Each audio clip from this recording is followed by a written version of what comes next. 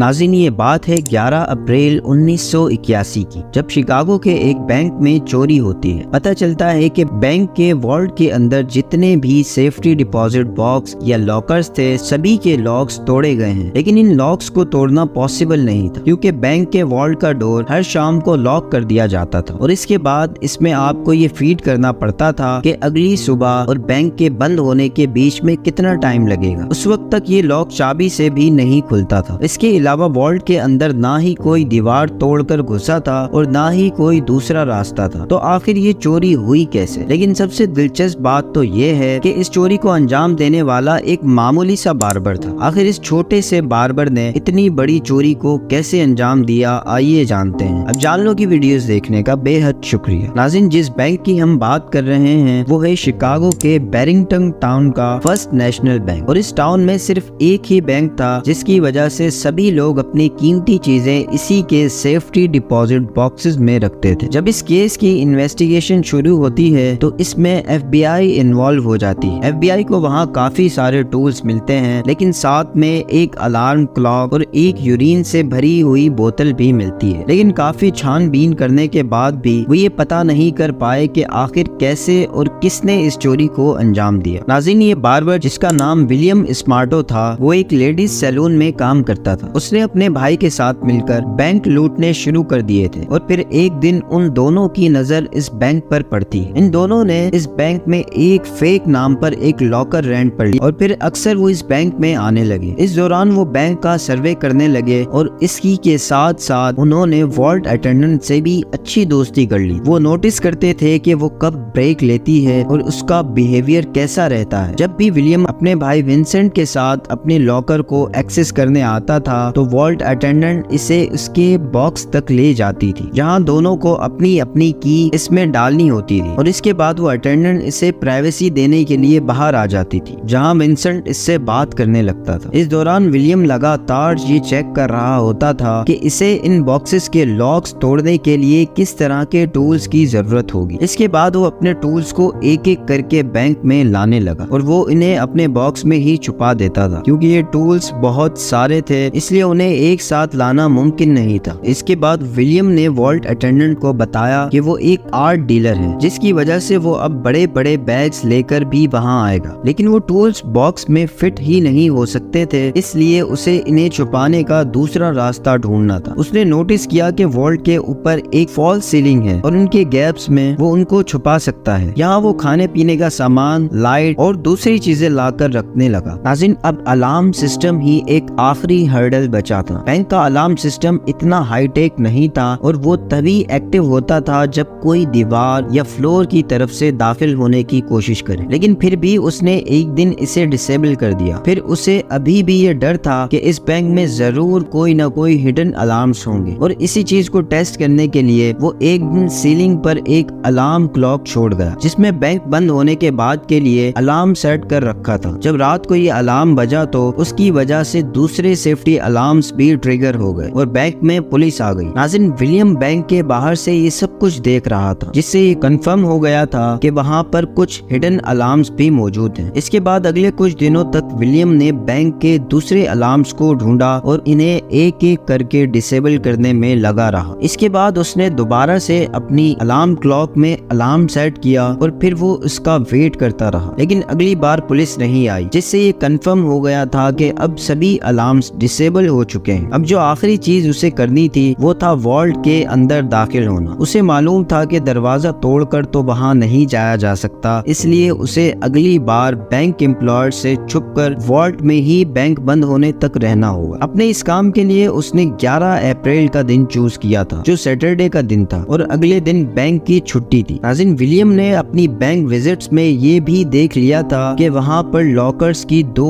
अलग अलग अलमारियां हैं, जिनके बीच में थोड़ा सा स्पेस भी मौजूद है, जिसकी वजह से उसमें छुपा भी जा सकता है। जब विलियम ने उसे अपने पहले विजिट में नोटिस किया था, तभी से वो इस पूरे प्लान के बारे में सोच रहा था। और फिर सैटरडे के दिन वो अपने भाई के साथ बैंक पहुंचता है और जैसे ही वॉल्ट अटेंडेंट वहां से जाती है तो वो वहीं छुप जाता है और फिर वॉल्ट अटेंडेंट विंसेंट से बातें करने लगती है। अब बैंक वॉल्ट को बैंक के शुरू होने पर खोला जाता है और आखिर में छुट्टी होने पर बंद किया जाता है, इसलिए इसे दोबारा लॉक करने की जरूरत बात नहीं थी और कुछ वक्त गुजर जाने के बाद वो दूसरे कामों में बिजी हो जाती है। उसी वक्त विंसेंट वहाँ से निकल जाता है और कोई विलियम पर गौर ही नहीं करता। जब सैटरडे की शाम को बैंक बंद हो जाता है तब विलियम वहाँ से बाहर आ जाता है और अपने टूल्स को सीलिंग से बाहर निकालता है। नाज़रीन, विलियम ने इतनी मेहनत से इस चोरी को प्लान किया हुआ था कि उसने लॉकर के सिलेंड्रिकल लॉक्स के साइज के स्टूफ बोल्ट बनवा रखे थे, जिससे लॉक्स पर रखने के बाद सिर्फ एक हथौड़ा मारना होता था, जिससे लॉक का वो हिस्सा टूट जाता था और बॉक्स सिक्योर रहता था। इसका फायदा ये हुआ कि जब मंडे के दिन वॉल्ट अटेंडेंट ने वॉल्ट को खोला तो इसे वहाँ कोई गड़बड़ महसूस नहीं हुई, क्योंकि इन तोड़े हुए लॉक्स को उसने दोबारा से एडजस्ट कर दिया था। लेकिन जब एक कस्टमर अपना लॉकर खोलने वहाँ पर आई और उसने अपनी चाबी जब इस लॉक में डाली तो वो लॉक बॉक्स के अंदर ही गिर गया। तो उस वक्त समझ आया कि बैंक में चोरी हुई है। अब सवाल ये पैदा होता है कि आखिर विलियम बैंक से चोरी करके कैसे निकला। असल में उन दिनों बैंक में कंस्ट्रक्शन का कुछ काम चल रहा था और जब मंडे की सुबह वॉल्ट अटेंडेंट ने वॉल्ट खोला तो विलियम ने कंस्ट्रक्शन वर्कर वाली यूनिफॉर्म पहनी हुई थी और वो एक बॉक्स में अपनी चुराई हुई आइटम्स के बैग को बिना किसी शक के आसानी से बाहर ले गया था। क्योंकि लूटा हुआ माल बहुत ज्यादा था इसलिए वो दोबारा 2 बैग्स और भी लेने आया था, लेकिन किसी ने उस पर ध्यान ही नहीं दिया। नाज़रीन, इस केस ने FBI को भी हैरान कर दिया था और लगातार 1 साल तक इस केस पर लगे रहने के बावजूद भी वो इसे सॉल्व नहीं कर पाए थे। इस केस की हकीकत तब सामने आई जब शिकागो के